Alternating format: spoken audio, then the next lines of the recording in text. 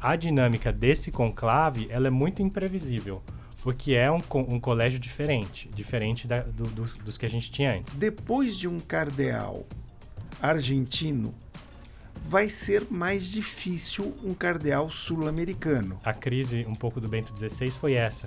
Ele veio depois de um papa muito popular e muito carismático, que era João Paulo II. Quem vier depois do Francisco vai enfrentar o mesmo problema. Você não pode fazer esse pensamento esquemático de que o Papa vai ser definido em função de agrupamentos políticos, ideológicos, do jeito que acontece no mundo exterior, porque o sistema é um outro.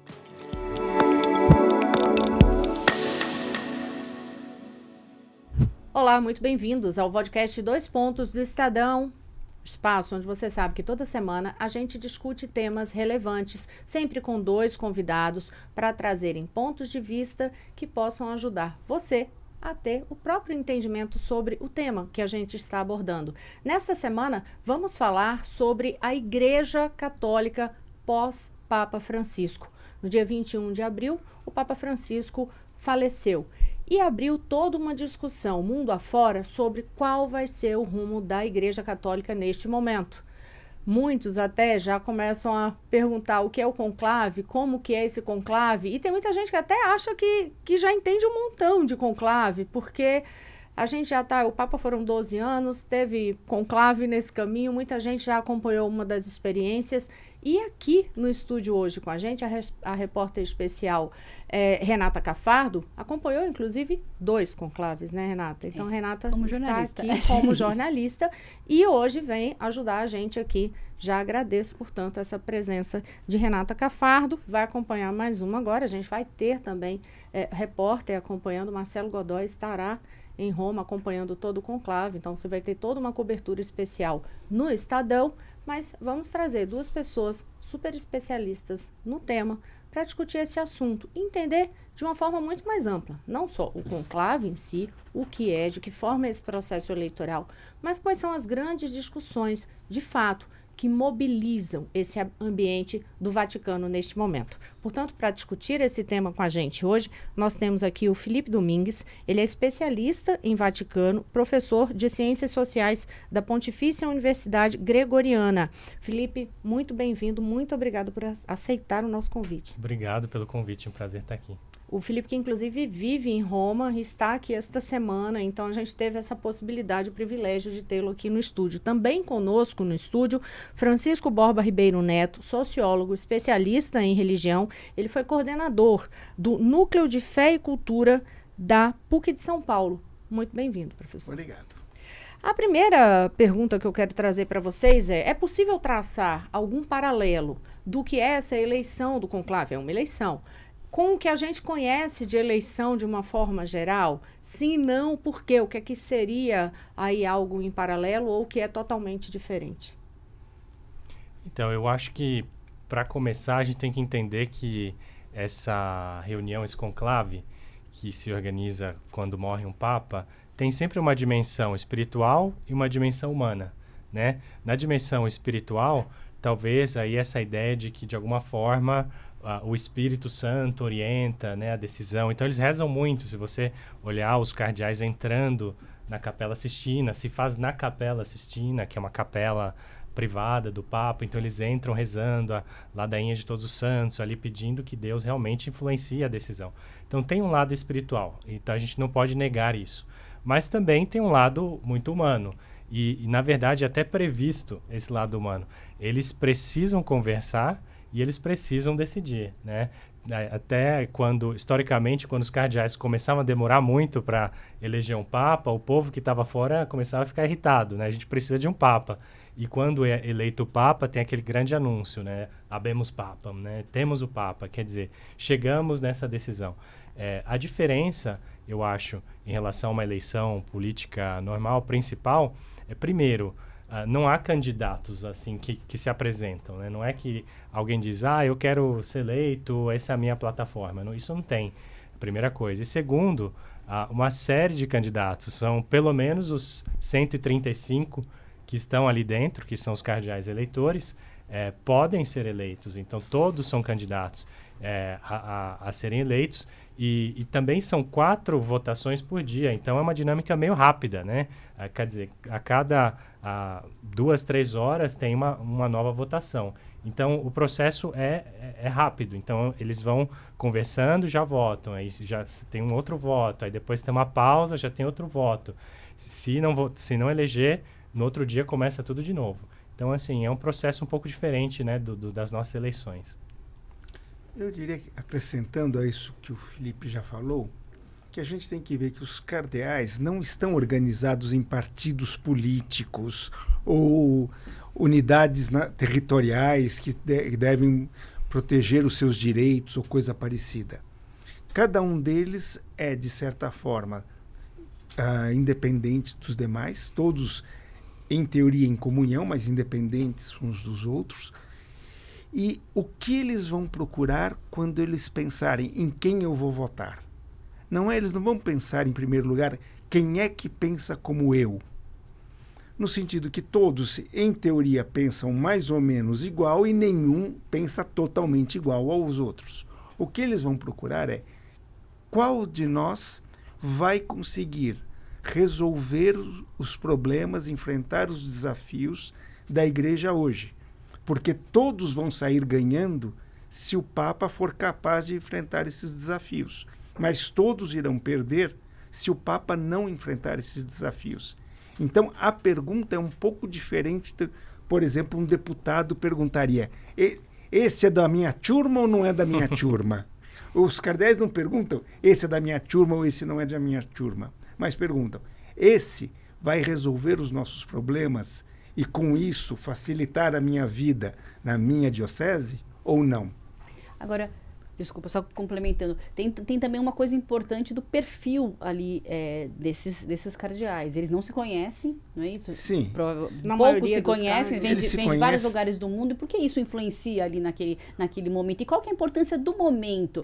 Tem articulações que são feitas antes, como a gente vê na política, ou o momento do conclave é o mais importante? Tem articulações, tem os eleitores fortes, aqueles que arregimentam os companheiros, mas sem dúvida tem um impacto do momento que não pode ser esquecido. Então a gente poderia pensar: um cardeal que não sabe se expressar bem, que não sabe dominar, digamos assim, o ambiente quando fala essas coisas, vai ter menos chance de ser escolhido, não porque os outros querem uma estrela, mas porque simplesmente ele vai ter mais dificuldade de comunicar para os outros aquilo que ele pode fazer de bom. Aquele cardeal que, de alguma forma, já conseguiu se destacar a nível mundial, pense, tem alguns poucos cardeais que a gente sabe que estão na mídia, etc., já tem um pouco mais de facilidade e assim por diante. Mas, no momento, a capacidade do cardeal de se comunicar com os outros, de mostrar as suas ideias para os outros, vai contar muito. E quem são esses eleitores internos fortes que conseguem arregimentar? E quem são esses papáveis fortes também? Quer saber já os nomes, assim, eu já logo quero, de cara? assim, já quero saber de cara para entender isso, porque o professor traz esse ponto ali. Tem os que conseguem arregimentar votos. Quem são essas pessoas? Eu acho que é importante ver o momento, né? Como dizia a Renata, a conjuntura. Esse é um colégio cardinalício feito de... ele é muito diverso, muito diversificado, porque o Papa Francisco, ele tomou essa decisão de internacionalizar o colégio cardinalício. Ele trouxe para dentro do colégio alguns representantes de países que nunca tiveram cardeais antes, por exemplo, Cabo Verde, Mianmar, Mongólia, até o Paraguai, Timor-Leste, enfim. Ele aumentou a representação dentro do colégio, né? Então, e mesmo em locais que tem um número muito pequeno de católicos, né? Um deles Mongólia acho que tem 1.500 católicos. Todos os católicos da Mongólia são menos que uma paróquia aqui no Brasil, né? Então, para dizer, e trazer essa representação das periferias, né? Existenciais e geográficas, como ele dizia. Então, a dinâmica desse conclave, ela é muito imprevisível, porque é um colégio diferente dos que a gente tinha antes. Dito isso, eu acho que pode acontecer duas coisas. Ou eles irem na direção desses mais conhecidos, que são um pouco os cardeais que estão ali na Cúria Romana, ou que tem um papel mais internacional, ou acontecer uma pulverização ali dos votos, votarem em diferentes nomes, e aí aos poucos eles terem que decidir um pouco entre eles. Aí poderia vir uma surpresa, né? Entre os mais conhecidos hoje, por exemplo, tem o cardeal Pietro Parolin, que é o secretário de Estado, que vai ter um papel relevante também durante o conclave, aí de coordenar o conclave. Ele é italiano, ele é o chefe da diplomacia vaticana e também é responsável por coordenar um pouco as atividades da Cúria Romana, desse governo central do Vaticano, ali, da igreja em Roma. Aí tem o cardeal Tagle, que é um asiático, filipino, é muito conhecido, muito popular na Ásia. Poderia ser uma pessoa também que atrai esse voto, né, desses países que antes não eram representados, muito carismático, enfim. Ele é um forte candidato. Tem, por exemplo, o cardeal Grech, que é maltês e é o coordenador ali, o secretário do sínodo, que é uma instituição também muito internacional, que envolve todos os bispos, envolve as igrejas locais, também muito visto. Tem o cardeal Prevost, que é do dicastério para os bispos, é um americano, mas que é agostiniano, foi missionário no Peru, foi bispo no Peru, então também tem uma experiência internacional. E entre os não curiais, digamos assim, também tem uma série de nomes. Eu destacaria o cardeal Aveline, que é francês e, na minha opinião, é um dos mais fortes candidatos. E ele é de Marselha, é um europeu, mas Marselha, que é uma entrada ali dos imigrantes na Europa, né? E era muito próximo no estilo do Papa Francisco, mas com uma personalidade mais europeia, digamos, um pouco mais contido, um pouco mais tímido, mas com uma mentalidade parecida. Então, só para dizer alguns nomes no que estão brasileiro, circulando. Sérgio da Rocha, dizem que é um papável, não é? É só uma vontade dos brasileiros? Ou... Todos são, de novo, né? A gente sempre pode se surpreender. O conclave é um mistério que às vezes ninguém entende o que aconteceu ali dentro, e tem esse mistério, esse sigilo também, né? Mas o Dom Sérgio, o nome dele é mencionado, Dom Sérgio da Rocha, que é arcebispo de Salvador, é mencionado principalmente porque ele é membro do C9, que é o Conselho dos Cardeais. Foi criada essa instituição depois do conclave que elegeu o Papa Francisco, para organizar essa reforma da Cúria Romana. Então, são 9 cardeais que ajudavam o Papa Francisco a organizar essa reforma. E nessa última configuração do C9, o Dom Sérgio entrou. Então, ele tem um cargo alto ali. Mas ele é muito discreto. A gente não ouve muito ele falar um pouco aquilo que o Borba dizia, né? Não é uma pessoa que a gente sabe exatamente como ele pensa, né? É uma pessoa mais discreta, mais contida. É um pastor aqui da igreja no Brasil. Não sei quanto... internacional ele enfim, todos esses fatores pesam, né, na escolha. O Dom Paulo teria chance? Porque as pessoas até comentam assim, né, que o Papa era o Dom Paulo era uma pessoa que ele de fato conhecia, que ele chama, tem algumas cenas de Vaticano de ele chamar o Dom Paulo, ele falava Paulo e chamava o Paulo, então fica aquele clima de torcida mesmo, por mais que se diga, não tem como comparar com a eleição, eu imagino isso, país a país, que tem um nome citado de um papável, tem as torcidas internas ali. É verdade. O Dom Paulo também tem essa questão de ser um líder mais local, mas também tem um outro ponto que é importante, que é a idade. Ele é muito jovem, né? Ele é um dos mais jovens. Então, você imagina eleger um Papa com menos de 60 anos, se ele viver 88 anos como o Papa Francisco, ele vai ficar por aí pelo menos uns 30 anos, né? Seria um pontificado um pouco longo. Eu acho que esse é um fator também que eles pesam muito, a idade. E eles não querem um pontificado longo, é ruim? Eu acho que muito longo, geralmente eles procuram evitar isso, né? Porque é muito imprevisível o que pode acontecer nos próximos 30 anos. Você tem que ter muita certeza, né, da sua escolha. Não sei se concorda com isso. Só para complementar, quer dizer, na verdade, insistir na pergunta inicial, a questão de quem são esses que conseguem arregimentar. Também seriam essas pessoas quem consegue atrair esses votos? Acho que tem alguns que são os líderes locais, né, das igrejas locais, por exemplo, os presidentes das conferências episcopais. Eles são muito conhecidos regionalmente, então eles também podem atrair votos, ou pelo menos eles podem ser articuladores importantes, que também tem isso. Às vezes, ele mesmo não é um candidato, mas ele pode orientar os outros, ser um líder ali, né, entre um grupo regional, um grupo linguístico também, que tem esse fator também da língua. Nem sempre eles conseguem se comunicar entre eles. Então, você precisa de alguns mediadores, né? E esses da Cúria Romana, que são já muito conhecidos internacionalmente. Eu diria que, de modo geral, você pode pensar, como uma aproximação grosseira, que uma lista de papáveis está muito mais próxima de uma lista de grandes eleitores. Porque, justamente, os papáveis são aqueles que já há alguns anos têm aparecido na mídia, se relacionado com os demais, então são naturalmente nomes que devem influenciar outros, que os outros vão procurar. Olha, e você, quem é que você vai votar? Certo?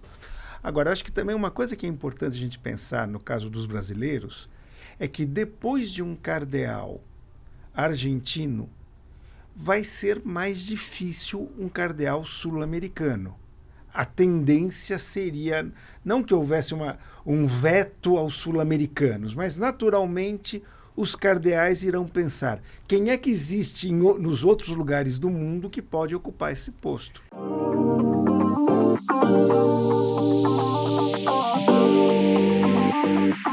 Deixa eu colocar aqui um ponto. A gente estava conversando de bastidor isso aqui com a Renata e com eles.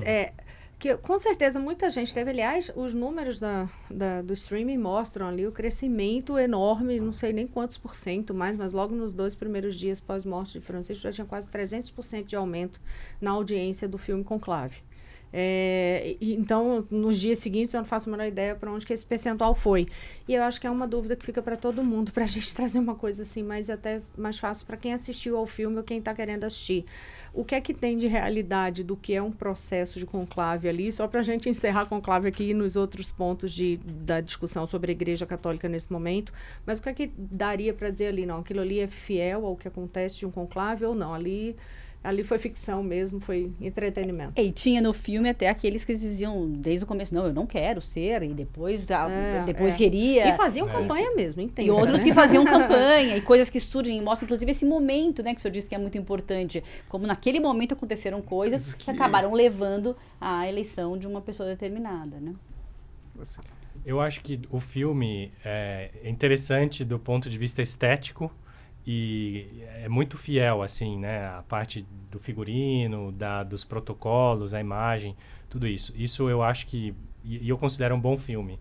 Mas, do ponto de vista narrativo, é um pouquinho forçado, né? Porque é como que cada um já vai ali com uma ideia e aí puxa para um lado, aí todo mundo descobre os problemas, estamos dando spoiler, né? Mas todo mundo descobre os problemas daquele cardeal, aí já pensam em outro, aquele está esquecido.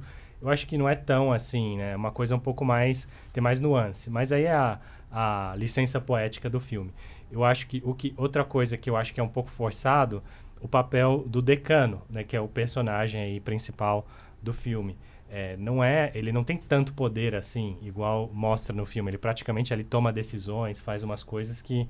Ele não pode decidir sozinho essas coisas. O decano, que é o líder ali do conclave, ele coordena as atividades, mas tem... Hoje esse líder é o Parolin. Hoje é o Parolin, porque... Que não é o decano, mas... Não é o decano, mas... Porque o decano e o vice-decano, todos têm mais de 80 anos. Então, eles não entram na eleição. Então, o Parolin, ele seria aí o mais antigo dentro da categoria a mais alta aí dos cardeais. Então, ele vai coordenar Mas ele não pode decidir tudo sozinho. Agora vamos fazer assim, vamos voltar lá no quarto do Papa e ver se ficou alguma coisa. Ele entrou até no quarto do Papa. Não pode fazer isso, né? Limita os spoilers aqui. Todo mundo já viu esse filme do ano passado, né? É que eu acho que são duas coisas que a gente tem que ver.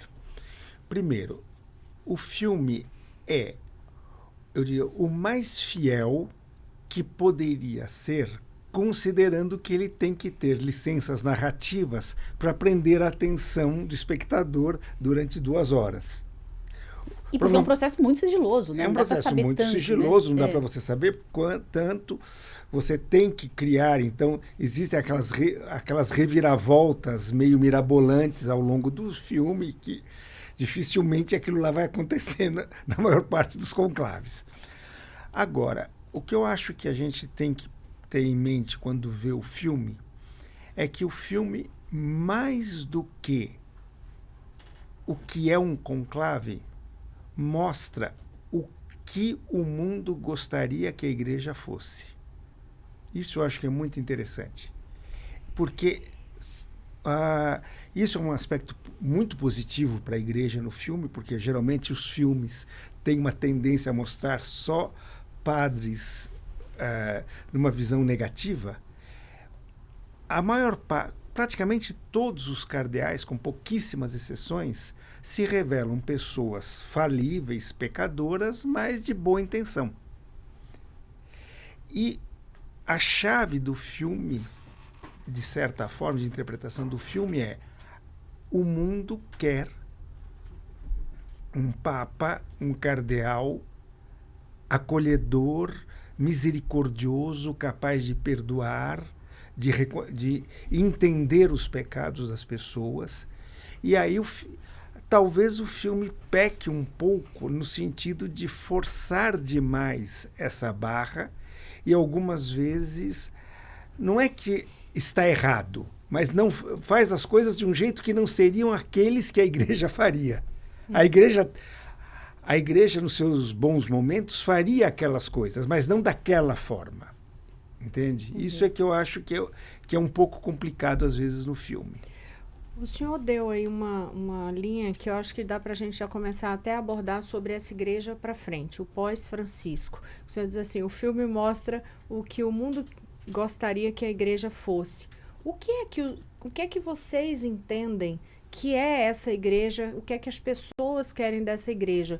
E principalmente, o que é que os próprios católicos querem dessa igreja? Porque a gente está falando da igreja católica. O que é que pode se esperar e o que é que dá para entender que se quer no pós-Francisco? Tem uma dimensão interna da igreja, né, e acho que tem também uma dimensão externa. Então, se a gente olhar o cenário global hoje, é um cenário, como o Papa Francisco dizia, né, uma terceira guerra mundial em pedaços. Né? A gente tem guerras pipocando no mundo inteiro, muitos conflitos, e mais ou menos os atores que estão por trás são os mesmos. Então, a realidade ela se impõe um pouco. Né? Não adianta você ficar só ali no mundinho da igreja sem olhar para fora, o que está acontecendo no mundo. Né?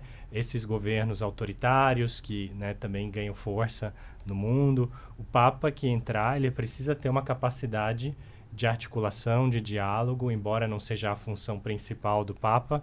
Se ele quer que a igreja esteja presente e tenha um papel nas realidades locais, ele precisa saber lidar com isso. Então, esse é um fator importante. E acho que, do ponto de vista interno, tem essa expectativa de uma igreja mais participativa, mais acolhedora. Eu acho que isso permanece.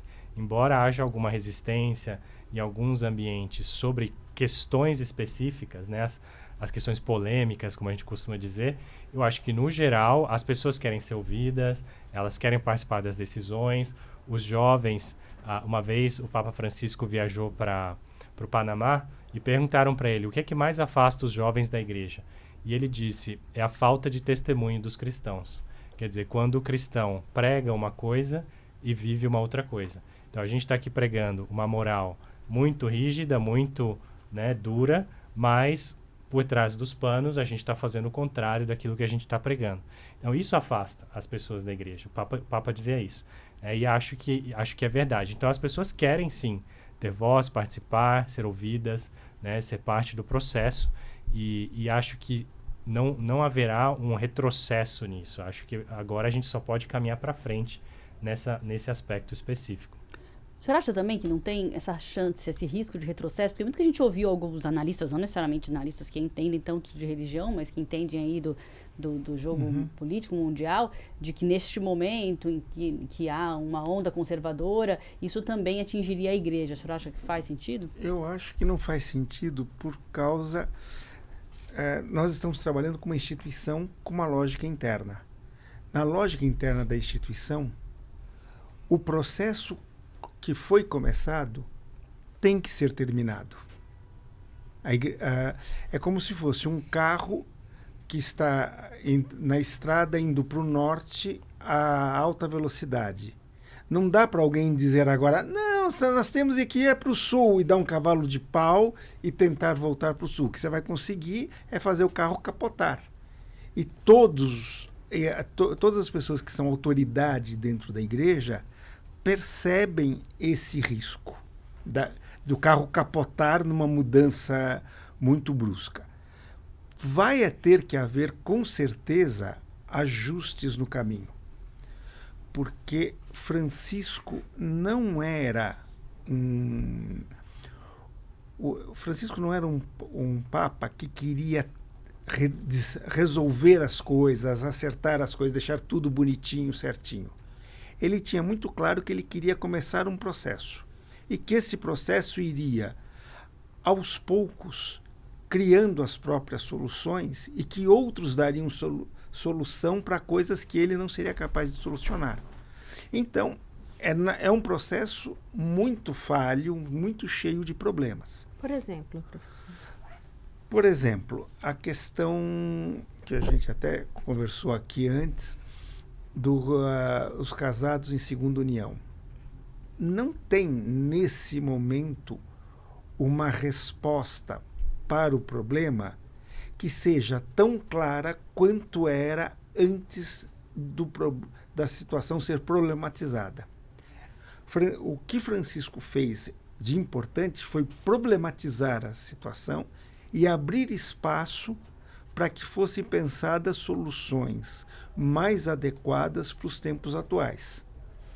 Enquanto você fica no debate entre está certo ou está errado, tem que ficar do jeito que era ou tem que mudar, você não consegue mudar, porque a mudança implica dizer, alguma coisa vai mudar, vamos ver o quê.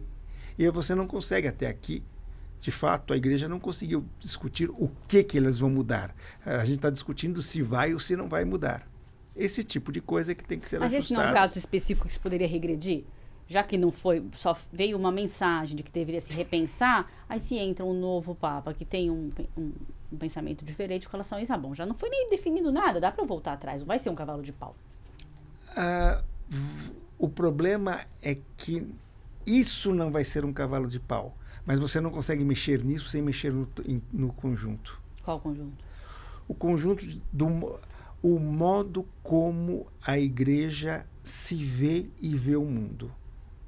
Uma coisa importante quando a gente pensa na Igreja Católica é a gente entender que a Igreja é uma instituição altamente simbólica. A Igreja trabalha com... Todas as religiões trabalham com símbolos que representam alguma coisa a mais do que elas são. Tudo na Igreja é mais do que é. Entende? Um casamento não é apenas uma união entre homem e mulher, mas é um modelo da relação entre Deus e o homem no mundo. Se você mexe no casamento, você está mexendo na relação, na imagem que você tem da relação entre Deus e o homem. Então, tudo que você mexe, quando você mexe aqui, você está criando uma reação em cadeia que pega uma série de coisas. Então, tudo tem que ser mexido de certa forma junto. E que é o que torna, muitas vezes, difícil a mexida, porque você mexeu nisso, mas não mexeu naquilo. Mas eu podia só voltar uma coisa, porque eu acho que tem um negócio que eu gostaria de pontuar. Porque nessa pergunta, o que esperar da igreja? Queria só voltar, se vocês me permitem. Por favor. Que é o seguinte, o grande problema hoje, me parece, do ponto de vista pastoral e doutrinal, é que o mundo espera duas coisas muito diferentes da igreja. E a igreja tem que atender as duas coisas. Isso é que é o problema. De um lado, existe uma demanda por acolhimento, por amor. O Papa Francisco usaria o termo misericórdia, mas não a misericórdia no sentido que a gente dá normalmente negativo, de uma coisa até superior, eu tenho misericórdia de você, mas a misericórdia é como aquele amor radical que se doa totalmente, que perdoa tudo, etc. Essa necessidade é muito clara. Isso leva à acolhida, etc. Mas existe também uma necessidade muito grande de segurança, de firmeza, de regras claras, porque nós vivemos a famosa história da sociedade líquida, que quem é mais velho lembra que isso pareceria para nós há 50 anos atrás uma sociedade líquida. Meu Deus, que coisa maravilhosa! Uma sociedade líquida, sem regras claras. Vocês lembram a famosa música do Raul Seixas? Eu prefiro ser uma metamorfose ambulante, então posso ser qualquer coisa a qualquer momento. Hoje, as pessoas têm muito medo dessa fluidez, dessa inconsistência. E aí elas procuram regras claras. Como conciliar regras claras, uma proteção diante das inseguranças do mundo e, ao mesmo tempo, essa abertura que... Como é que eu faço para o meu filho ser totalmente livre diante do mundo e totalmente protegido?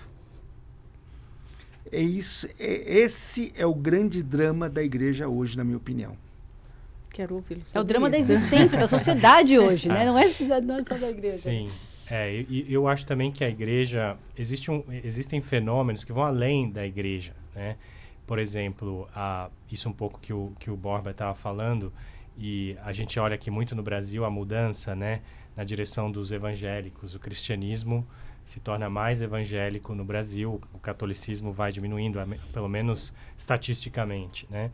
Eu acho que isso tem a ver com um pouco isso que o Borba está dizendo, mas também uma personalização da religião. Quer dizer, uma religião menos institucional e mais pessoal. Então, eu busco ali Deus do meu jeito, né? Eu às vezes tenho fé, mas não preciso necessariamente ir à igreja. Ou eu busco uma devoção, uma identidade, uma religião identitária, né? E aí entra um pouco essa questão das regras, das estruturas, né? Mas isso para reforçar a minha visão da igreja, e não que eu me adapte ao que a igreja apresenta. Então é um fenômeno que vai além da igreja católica, porque se expressa também em outras religiões. Só que isso poderia ser um risco também para a própria igreja católica, porque é meio que rasgar o catecismo ali, né? Que é uma base de doutrina. Ou... uma vez, desculpe, um parênteses de história de vida, mas eu acho isso muito bonito. Uma vez era uma defesa de tese e os dois examinadores da banca eram amigos, os dois católicos, e tinha uma briga intensa entre eles sobre justamente essas coisas. Como é que a igreja poderia ser, se a igreja teria que ser mais livre, menos livre, etc. E com grandes perdas humanas entre eles. E aí um deles disse: o grande problema é que a essência precisa da forma para se manifestar no mundo, mas a forma sempre acaba se petrificando e matando a essência, que é livre, fluida, etc. E aí o outro tinha um coitado que estava sendo examinado enquanto eles falavam isso. Eles brigavam. Enquanto eles brigavam, faziam uma briga de bastidores, certo? Aí o outro, na hora de fazer a arguição do candidato, diz: só existe uma forma, um modo da forma não matar a essência. Quando essência e forma coincidem numa amizade. Se a igreja, o catecismo, é a manifestação de uma amizade humana ou humano-divina, tá ok? Ela não tem esse problema.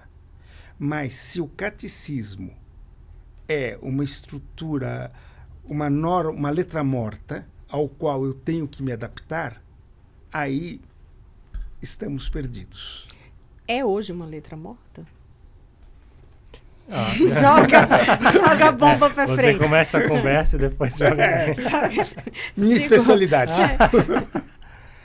Não, assim, eu acho que tem... A igreja repensa, primeiro ponto, existe essa discussão, né? Dentro da igreja ou não, né? De entender o catecismo ali de forma... Sim, eu acho que existe, sim. Primeiro, eu acho que as pessoas... Não é que todo mundo vai ler o que a igreja publica como documentos, como, né, o que está escrito. É a vivência do dia a dia. E eu acho que o Papa Francisco sabia disso, né? Então, mais importante do que dar respostas aí normativas, mudar as regras, mexer no direito canônico, é mudar a prática pastoral. É por isso que a gente fala que ele tinha uma visão mais pastoral da igreja. É mais prática, é mais pé no chão, é ver ali qual que é o problema e tentar dar uma resposta. Ainda que, de imediato, isso não resulte numa mudança normativa. Então, falando do catecismo, a única mudança que ele fez mesmo no catecismo foi sobre a pena de morte, que a partir do pontificado do Papa Francisco, a igreja passa a ser contrária à pena de morte em qualquer situação, né? E quer abolir a pena de morte no mundo todo. Essa foi a única mudança doutrinal do pontificado do Papa Francisco. Todo o resto foi, assim, ajustes na abordagem pastoral, na forma de agir quando você tem uma pessoa na sua frente. Uma pessoa na sua frente que vem e pede uma bênção. Ele fala, dá a bênção. Entende? Se a pessoa vem... Independentemente se é um homossexual, se é uma pessoa casada em segunda união. Claro. É aquela dentro discussão, de um contexto. né, que eu acho que é uma coisa que eu ouvi muito nos últimos tempos, é porque ele traz muita visão de deixe claro na igreja de que o problema não é o pecador, é o pecado. Exato. Então, abençoe o pecador. Somos Exatamente. todos, né? Isso a gente vem ouvindo muito. E uma crítica também à nossa sociedade, que alguns pecados parecem muito piores do que outros, né? Por exemplo, quando ele dizia, ninguém acha estranho quando você recebe uma doação de uma origem meio duvidosa, da máfia, por exemplo. Ninguém questiona isso, né? Um doador ou um empresário que desfruta os seus trabalhadores e depois dá o dinheiro na igreja.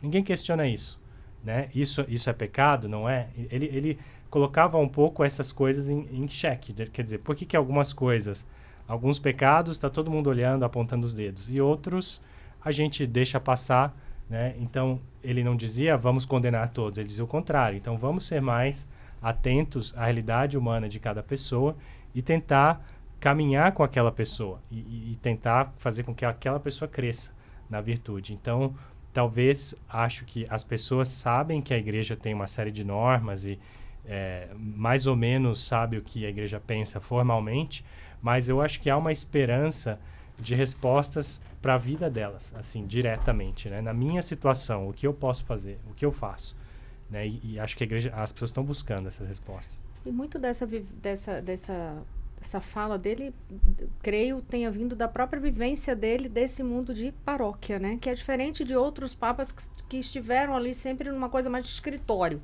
né? Eles eram muito mais internos, muito mais da burocracia. Eu diria que normalmente é feita uma comparação com esse mundo paroquial que ele tinha vivido, mas eu acho que tem uma dimensão um pouco maior do que o mundo paroquial, é a questão do mundo missionário.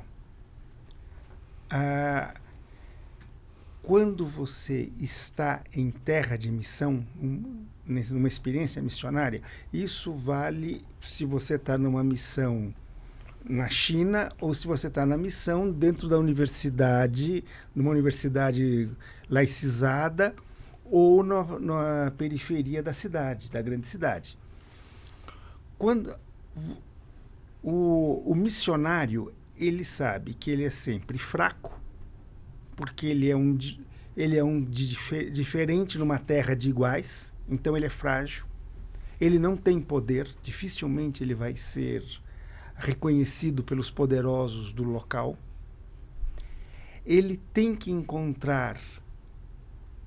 ser empático, ele tem que encontrar uma forma de se relacionar com os outros. Ele é pobre porque na terra de missão ele tem muito pouca coisa. Se você for pensar, você tem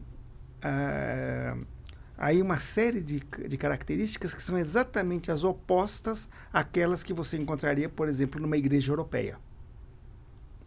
Um padre formado numa igreja na Europa, mesmo com a queda do catolicismo, não vai enfrentar nenhuma dessas dificuldades, a não ser que ele vá para uma situação de missão específica dentro do país dele. Francisco é um missionário de uma terra de missão Então ele se sabe pobre, ele se sabe fraco, ele se sabe indigno, e por isso ele tem uma capacidade de abraçar os outros e, ao mesmo tempo, é uma característica curiosa, ele tem que se prender muito ao que é a alegria do Evangelho. Que alegria um homem tem numa realidade dessas? Apenas a alegria do Evangelho. É diferente de um bispo que está numa realidade que eu sou importante. Quando eu chego no auditório, todo mundo para dizer, o bispo acabou de chegar, temos entre nós o bispo da Igreja Católica, coisas desse tipo. Existem outras recompensas fora da terra de missão. Na terra de missão só tem essa. Agora o senhor está traçando um perfil, né, muito bonito, do Papa e que dá a impressão de que o que a Igreja se tornou nesses últimos anos está muito relacionado a essa figura humana, né? Ao que ele era, e não a mudanças estruturais que ele pode ter proposto. O senhor acha que, saindo essa figura humana, há uma dificuldade talvez da Igreja ter manter isso que foi conquistado, se vier uma outra figura humana que não seja tão exemplar, digamos assim, que não seja um líder pelo exemplo, porque ele era um líder pelo exemplo, né? Veja, a Igreja sobrevive pelos seus santos e não pelos seus líderes. Em alguns momentos, o santo e o líder coincidem. Em outros momentos, não. Era o caso? Eu acho que era o caso. Nós somos muito afortunados.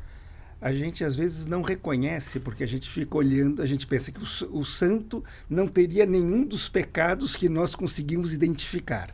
E nos escandalizamos quando descobrimos que os santos são tão pecadores quanto nós. Mas nós estamos vindo de uma feliz tradição de papas santos. Não foi sempre assim, hein?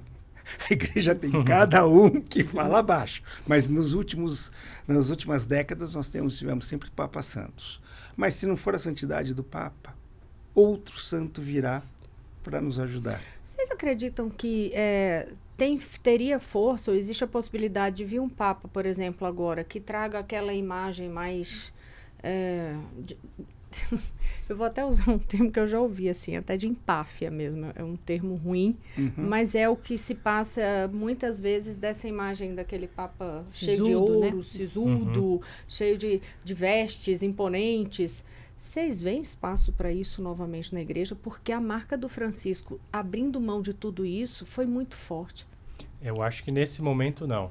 A gente não sabe daqui 100 anos, né, o que pode acontecer, né, nos próximos anos. Mas eu acho que nesse momento, por exemplo, a decisão dele de não morar no Palácio Apostólico e de viver na Casa Santa Marta, que é uma hospedaria, um hotel simples, uma casa religiosa dentro do Vaticano, foi uma decisão muito marcante. Se agora o próximo Papa decide morar de novo no Palácio, sem uma justificativa muito clara e muito convincente sobre isso, vai ser um pouco estranho. Vai ser estranho. A gente vai olhar e falar, esse cara aqui é diferente, né? Eu acho que o próximo Papa, e um pouco foi a crise um pouco do Bento XVI, foi essa. Ele veio depois de um Papa muito popular e muito carismático, que era o João Paulo II. Quem vier depois do Francisco vai enfrentar o mesmo problema. Qualquer coisa que ele fizer de diferente, todo mundo vai olhar, olha aí, tá vendo? Sabe assim? Francisco era muito melhor. Exato. Tem uma expectativa muito alta, muito grande. As pessoas, outro elemento, a questão da comunicação. Hoje está tudo na internet. Eu passei o dia vendo as coisas do funeral e de tudo que aconteceu nesse período nas redes sociais. Eu não estava vendo isso na televisão, estava vendo nas redes sociais. Então você vê o Papa na internet, você lê os documentos no ônibus, enquanto você está ali, alguém te manda alguma coisa no WhatsApp. Então o Papa é muito mais visível, tem muito mais expectativa. Até essa coisa do Papa Santo, né? É porque as pessoas têm mais devoção pelo Papa também. As pessoas veem no Papa uma figura presente, um amigo, alguém com quem você interage de alguma forma, Então, o Papa hoje é muito mais presente no dia a dia das pessoas. No passado também não era assim. Era um monarca, era alguém distante. Então, eu acho que é difícil que agora haja uma mudança radical. Pode ser que haja um ajuste, né, em algumas coisas. E até que ponto vai pesar na avaliação de vocês, na hora de escolher esse novo Papa, o trabalho que a igreja precisa fazer nesse momento para ou conquistar novos fiéis, ou mesmo, pelo menos, manter, porque a Igreja Católica vem perdendo, em termos de número, né, em números, vem perdendo o número de fiéis pelo mundo. Olha, eu acho que essa é uma falsa questão, não no sentido de que os cardeais não estejam preocupados, os católicos não estejam preocupados com a questão do número, mas porque você resolve o problema do número quando você resolve o problema do seu modo de ser, quando você resolve o problema do testemunho, como o Felipe Domingues resolveu. Então, a pergunta que vai existir é: qual é o Papa que nos ajuda a dar o melhor testemunho? Que é um pouquinho diferente, note-se, da pergunta qual é o Papa que dá o melhor testemunho. Porque às vezes uma pessoa pode dar um testemunho maravilhoso, mas não ser capaz de ajudar os outros a fazerem esse mesmo testemunho. Mas essa vai ser a questão. Só porque eu fui numa dúvida, e até porque eu ouvi, antes de vir conversar com vocês, eu conversei com alguns padres, inclusive de correntes distintas, de certa forma, e que aí o que eu ouvi, de um lado, em relação a essa questão do número de fiéis, é preciso abrir mais, ser mais acolhedor e ter uma visão que dê uma continuidade a essa linha mais aberta e sempre fazendo aquela ponderação não exatamente progressista, porque é uma discussão sobre se Francisco era progressista ou não, mas para acolher mais, porque é esse grupo que entende que por que a igreja evangélica termina que traz todo mundo? Porque todo mundo é aceito e não tem essa questão, não tem o catecismo, vamos lá, assim, daquela forma. E não estou dizendo todas, né? Porque também tem umas ultra rigorosas. E, de outro lado, eu vi assim, mas não precisamos mais fiéis, mas fiéis que sejam de fato fiéis, que sejam mais rigorosos com esse pensamento da igreja. É uma outra corrente.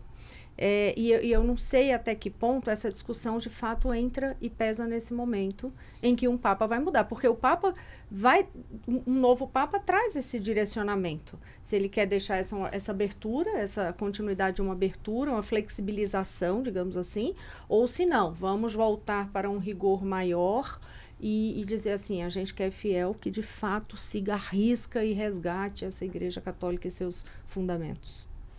Eu acho que uma igreja acolhedora é uma igreja em que todo mundo encontra o seu espaço. Então, se tem alguém que gosta de ir à igreja e ouvir música sacra, canto gregoriano, essa possibilidade ela tem que existir em algum lugar, né? Mas se tem alguém que quer viver ali numa comunidade menor, com um grupo de pessoas, uma igreja mais, como é um pouco nas igrejas evangélicas, uma célula ali, né? Um grupo de pessoas que se conhece, que se frequenta. Essa é uma outra possibilidade. A igreja, ela tem que ter essa diversidade na unidade. O Papa Francisco falava do poliedro, né? A igreja, ela não é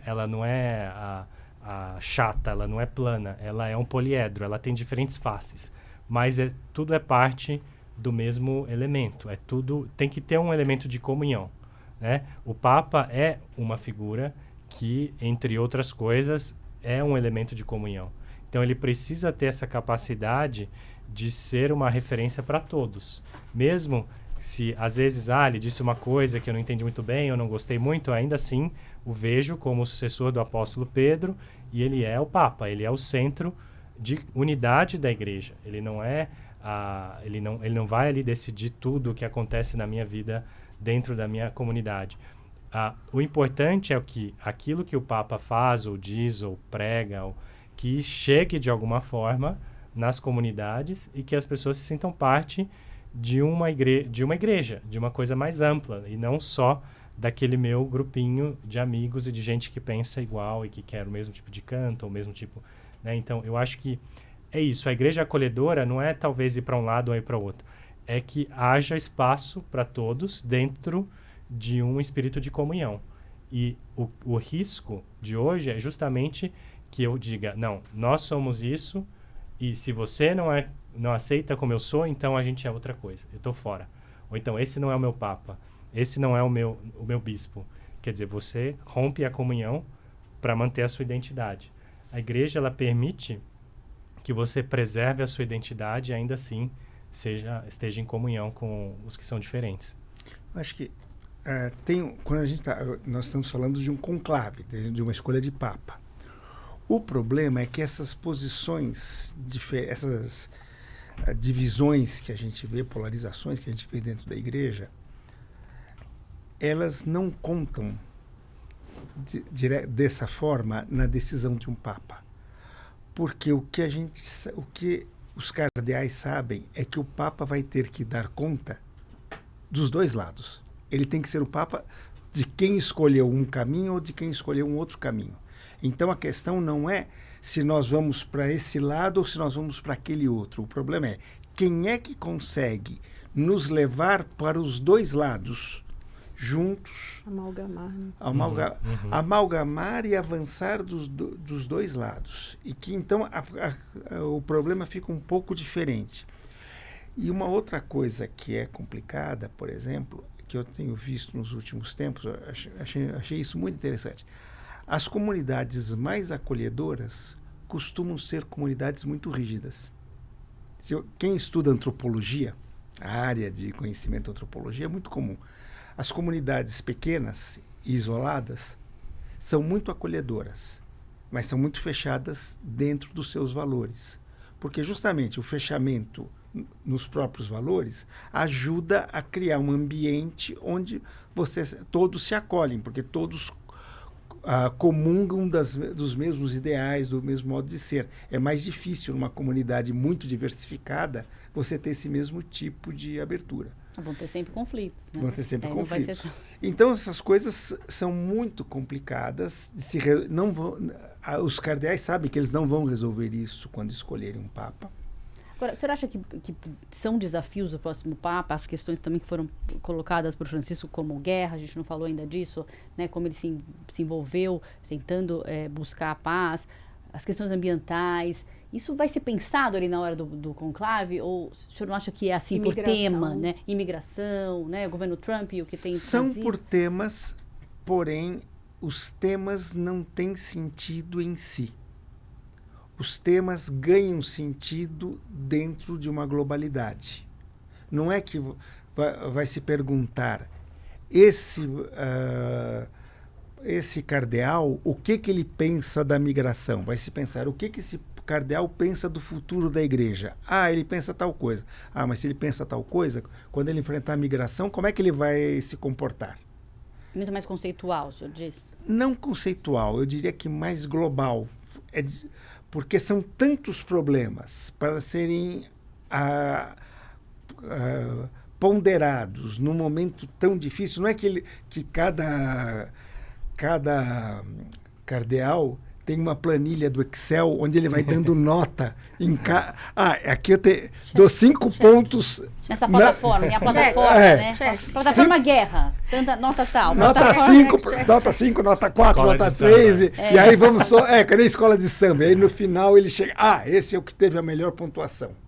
Eles vão ter que ver a visão global que esse cardeal tem do mundo. E aí é evidente que para checar, será que essa visão, eles têm que se deter em temas específicos. Mas o tema específico não vai ser uma coisa tão decisiva quanto a gente poderia pensar nesse sentido. Essa discussão dogmática da igreja tem todo o peso que a gente de fora acha que tem numa discussão, por exemplo, de um conclave? Numa decisão de conclave? Eu acho que menos do que fora. Eu acho que tem os critérios aí que tem pesos, né? Dependendo da realidade. Então, a gente falou, por exemplo, critério origem, né? De qual parte do mundo ele está vindo. Critério idade, né? Vai ser um papa jovem, um papa mais velho, vai durar muito, vai durar pouco o pontificado. né? Critério a como pensa do problema do mundo, dos problemas do mundo. Eu acho que aí tem também, mas em diferentes momentos e para um grupo diferente de pessoas, os critérios têm pesos diferentes também. E é isso que a gente não sabe desse grupo de cardeais. A gente não sabe o quanto para eles é mais importante ter um papa que vai promover mais unidade na igreja, ou quanto para eles é mais importante a diplomacia, ou quanto para eles é mais importante essa atenção às periferias existenciais e geográficas, como era para o Papa Francisco. E aí tem o elemento surpresa também do próprio Papa, né? Por exemplo, eu não sei quanto os cardeais que elegeram Francisco sabiam de como ele ia ser, esperavam dele, entende? Às vezes eu me questiono, acho que entra o Espírito Santo mesmo, porque será que eles esperavam realmente o que ele foi? Eu acho que não. Eu acho que ele surpreendeu muito. Pode-se imaginar, ainda eu volto na questão do dogmático, pode-se imaginar, como muitos falam assim, mas será que a igreja não vai discutir mulher, em nenhum momento, mulher celebrar missa, padre casar, enfim, essa discussão vocês já ouviram 1 milhão de vezes, com certeza. A igreja tende a abrir em algum momento essa discussão de fato? Ou isso, uma vez mais, é algo que está muito fora e muito longe do que é essa realidade interna de Vaticano?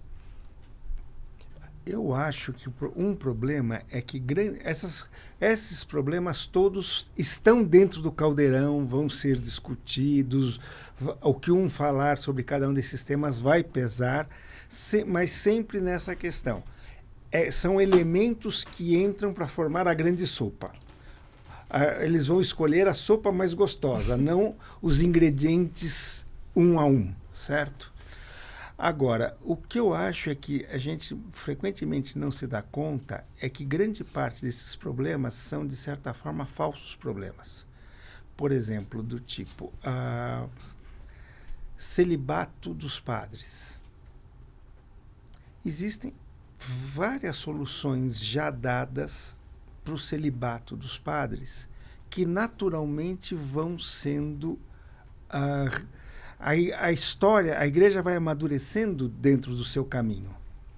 Mas quando você transforma isso numa questão que tem que ser decidida agora, de um jeito ou de outro, segundo a linha tal ou a linha tal, aí se torna um problema que é muito maior do que o problema original. O problema original, muitas vezes, não é o celibato dos padres. Existe um problema de falta de padres, que é diferente do problema de celibato dos padres.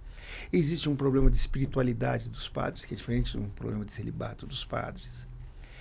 Existem caminhos, por exemplo, o diaconato permanente, que são experiências que estão indo, mas se você problematiza demais e transforma isso em instrumento de divisão, você cria, inclusive, uma confusão dentro da própria vida da igreja. E outra coisa que é prevista na história da igreja é a ideia de um papa de transição, né? Se a gente acha que ainda não é o momento de fazer uma mudança radical, ou de muito para frente ou muito para trás, pode entrar um papa temporário, digamos assim, como foi o João 23, que naquele momento eles pensavam que seria um papa de transição. E foi um pontificado que durou aí 4 anos. Eles podem escolher, então, dessa vez, um papa temporário? Poderia. Temporário, assim, na cabeça deles, né? Que vai ficar pouco tempo. Vai ficar pouco tempo. Mas eles vão fazer sair de jeito nenhum. Mas eles fazem esse anúncio, olha... Não. Fica na cabeça deles. Na discussão. Entendeu? O João 23 já era idoso, já era um papa muito idoso. Então, naquele momento, eles disseram, vamos eleger um papa idoso, que vai viver pouco, então o pontificado vai ser curto, e foi realmente o que aconteceu. E depois a gente elege alguém quando a gente tiver mais certezas de algumas convicções. Só que, de novo, os papas surpreendem. O João 23 convocou o Concílio Vaticano II, que mudou completamente a história da igreja. E quem concluiu foi o Paulo VI. Ele morreu no meio do concílio e o Paulo VI levou adiante o concílio. Então, as possibilidades são inúmeras, né? Eu acho que é isso. Todos esses elementos. Se alguém já deu uma declaração muito forte sobre o tema das mulheres ou sobre o tema, né, do celibato, é claro que isso entra. Olha, essa pessoa pensa isso sobre esse tema. A gente está pronto para isso ou não? Agora, aqueles que também nunca falaram nada sobre o tema, talvez fica essa dúvida, mas o que será que realmente esse cara pensa Vai sobre esse tema? O que ele vai fazer? Então, talvez melhor não. Então, acho que um pouco de segurança e um pouco de risco. É como toda eleição. Né? A gente está com o tempo ali estourando, já estourado praticamente, mas ainda tem um ponto que eu quero abordar. Eu tenho certeza que Renata ainda quer, então vocês ainda tiverem um tempinho para conversar Tudo com bem. a gente.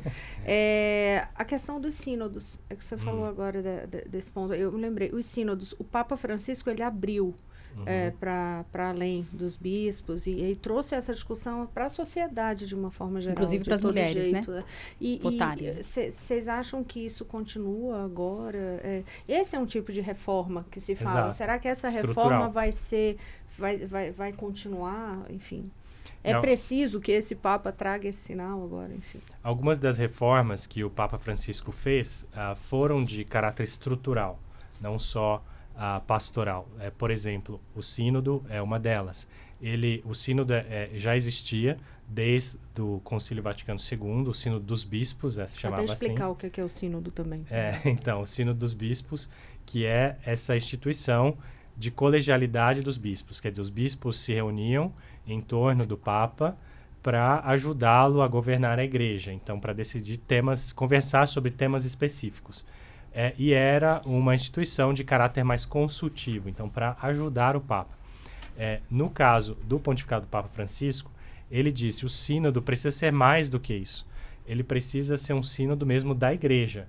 Então, mantendo a primazia dos bispos em algumas questões, em alguns momentos. Então, assembleias de bispos, mantendo essa ideia de que em alguns momentos os bispos precisam se reunir, só os bispos, mas partindo das bases na discussão dos problemas. Então, consultando todos os fiéis, dando possibilidades a todos de falar, de dar a sua opinião, enfim.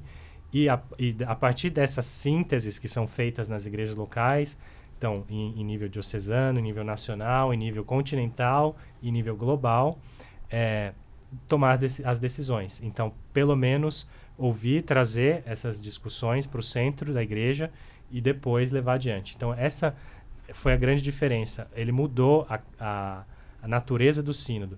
E já antes de morrer, o que ele fez? Ele já determinou os próximos 3 anos. Quer dizer, ele realizou um sínodo de 3 anos, que foi o sínodo sobre a sinodalidade, então sobre esse processo de mudança do sínodo, e deixou já um programa para os próximos 3 anos. Quer dizer, precisa continuar essa discussão nível local, depois trazer de volta para a igreja, para Roma, né? Então, o próximo Papa tem que continuar esse programa, já tá traçado. Então, o sínodo vai em frente. Talvez haverá alguns ajustes aí na forma, mas o sínodo continua. E vocês acham que o fato de ele ter escolhido a maioria dos cardeais que vão agora participar do conclave é um sinal de que eles estariam, de alguma forma, atrelados às ideias do Papa Francisco, ou isso não tem nada a ver? Ele pode ter escolhido pelas questões que o Felipe já disse, né? Pensa o seguinte. Nós temos praticamente 30 anos de uma mesma linha pastoral com João Paulo II e Bento XVI. E os cardeais formados nessa linha pastoral de 30 anos, praticamente, escolhem Francisco. Se fosse uma questão, se fosse uma questão tão simples de quem foi que formou a cabeça desses cardeais, a gente saberia de antemão, naquela época, quem seria o futuro cardeal, o futuro papa, porque seria aquele que aquele grupo tivesse escolhido. E havia muita gente que achava que ia ser assim mesmo. Tá ok? E dá um outro resultado. Quer dizer, você não pode fazer esse pensamento esquemático de que o Papa vai ser definido em função de agrupamentos políticos, ideológicos, do jeito que acontece no mundo exterior, porque o sistema é um outro. ali na hora eles vão se descobrir e vão se descobrir como irmãos, amigos, parceiros em algumas coisas, mais diferentes em outras e assim por diante.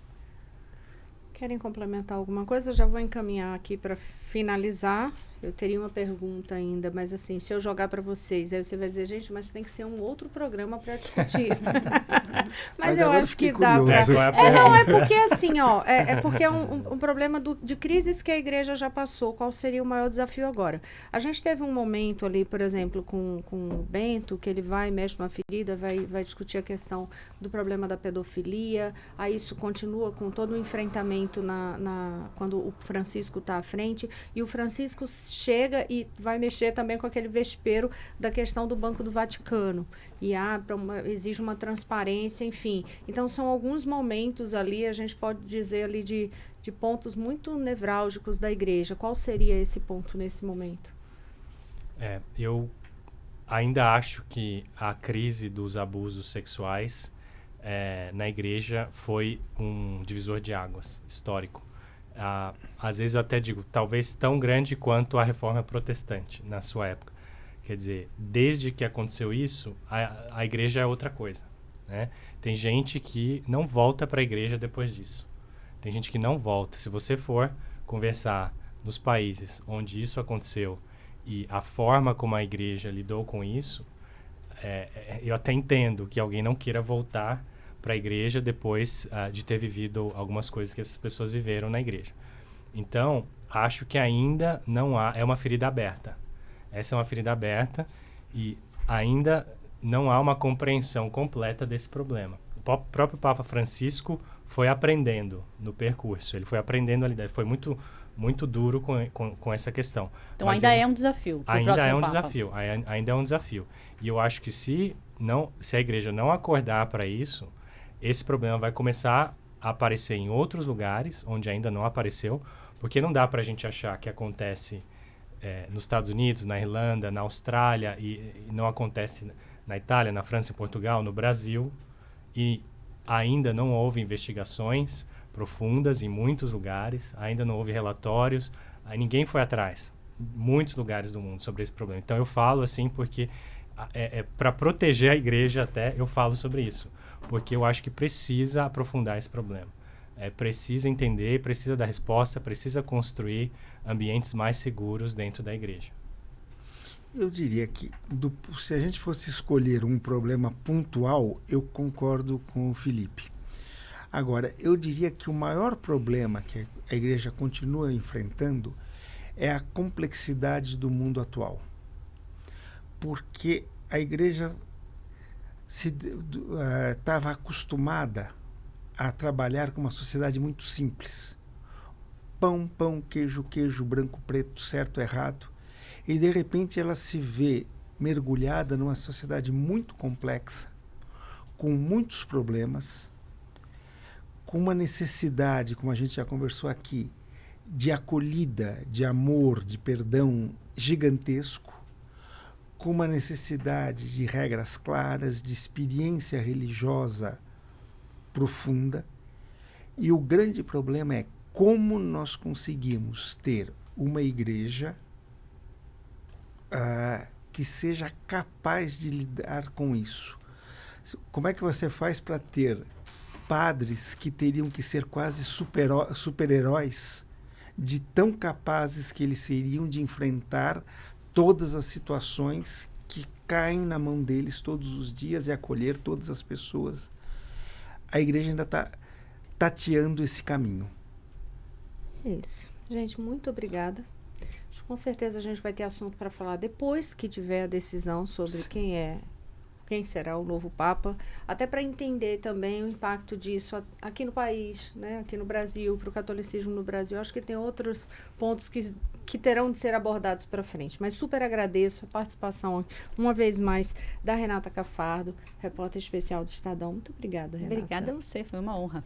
Renata que já cobriu, uma vez mais repetindo, que ela cobriu 2 conclaves, né, na reportagem, e agora a gente também vai ter repórter em Roma, Marcelo Godoy, trazendo uma super cobertura especial do Estadão, diretamente de lá, acompanhando o conclave. Então, vai acompanhando a gente no Estadão, aproveita. Se você está assistindo a gente pela tela grande, aponta o seu celular aqui para o nosso QR Code, para assinar o Estadão com desconto e ter material exclusivo todos os dias, análises aprofundadas, um conteúdo super especial. Agradeço também a presença dos nossos convidados, Felipe Domingues, especialista em Vaticano e professor de Ciências Sociais da Pontifícia Universidade Gregoriana. Muito obrigada uma vez mais, viu, Felipe? Um prazer estar aqui com vocês hoje. Nossa, foi uma conversa muito boa. E também Francisco Borba Ribeiro Neto, sociólogo especialista em religião, ele que foi coordenador do Núcleo de Fé e Cultura da PUC São Paulo. Muito obrigada para vocês. Obrigada. E claro, agradeço super a você que nos acompanhou até aqui. Toda semana, você sabe, a gente tem um podcast novo tratando assuntos da atualidade com 2 convidados para ajudar você também a refletir sobre os temas que são abordados aqui. Até o próximo.